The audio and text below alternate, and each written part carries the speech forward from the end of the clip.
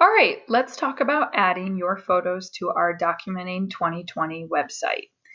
Once you click the link in the Google Classroom assignment, you will come to this screen, which is the edit screen of the website.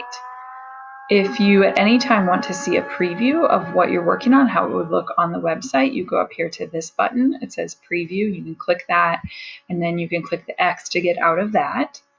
Over on the right is where you're going to find the individual pages that will be connected to the home page. This is the home page you're looking at. These are the individual pages and how you get to them to add your photos. You may need some of these tools, in particular the text box. Otherwise, I would not mess too much with any of this. And then please do not touch themes because that will change the font throughout the website, and we don't want to do that. Okay, so once you have gotten to this page, there is going to be a student written paragraph right here. And then when you scroll down, you will see at the current time we have 11 categories to choose from. You think about your artwork and which of these categories is the most relevant to your work. We may eliminate some later. It just kind of depends on the artwork that we have. So once you've decided which one you are going to add your artwork under, you do not click the plus here. Later, Mrs. Jones and I will select photos to go into each of these thumbnails.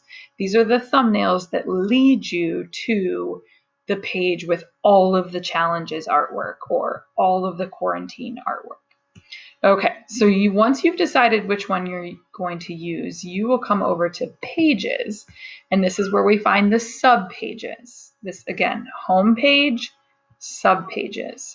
So you will click on, let's just go with quarantine, and that is when we will get to a page that will have, is where you're going to start adding your artwork. So you can see there's already placeholders here for you to add your artwork.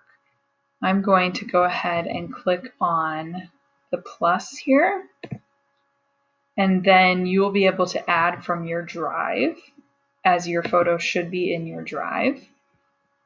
This option will pop up, and it's going to take me a moment to follow the path. So as I do that, I want to remind you that whatever photo you do put of your artwork onto the website should be the photo that absolutely best shows off the high quality nature of your artwork.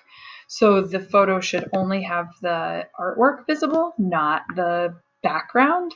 It should have the best lighting possible. It should not be twisted or distorted at all within the artwork. And that's pretty much it. No heavy shadows. All right, so as you can see, I inserted an artwork. Now, I want to double check because I can't remember if this is the full artwork or not. A lot of times it's going to crop it a little bit, especially when it's a vertical image like this. So if you put it in and your image is cut off, you will click on it and go up to the options here. This is the crop option if you need to cut off some background. This uncrop. So as you can see just now, when I click it, let's see, go to crop, and then I can crop it down if I need to cut off anything, or I can click on uncrop and then it'll give you like the whole photo itself, which is for most of you the ideal situation.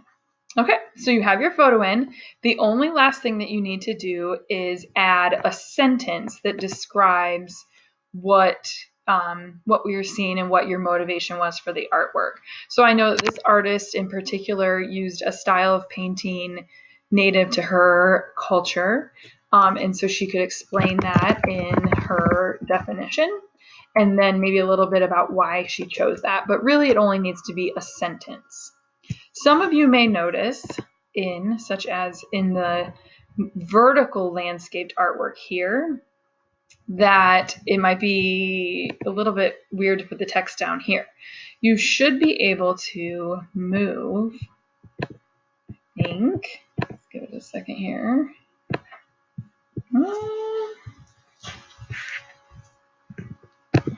thought I could move that text box. Maybe not.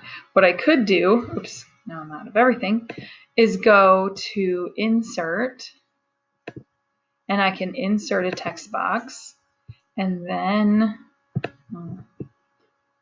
now they let me move it. But where?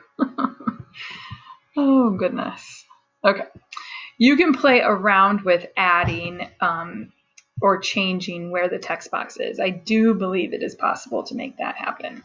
The last thing I will point out is I do want you to, after you've put your artwork in and you've cropped it like you needed to, then I want you to check out the preview button. So I talked about this earlier. You're going to click the preview button. And then this is how this looks on a website. So the only problem I see with that is that we can't see the whole image on one screen.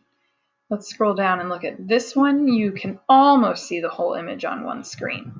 So I'm going to get out of the preview by clicking the X. I'm going to go back and I'm going to shrink this a little bit. Hopefully.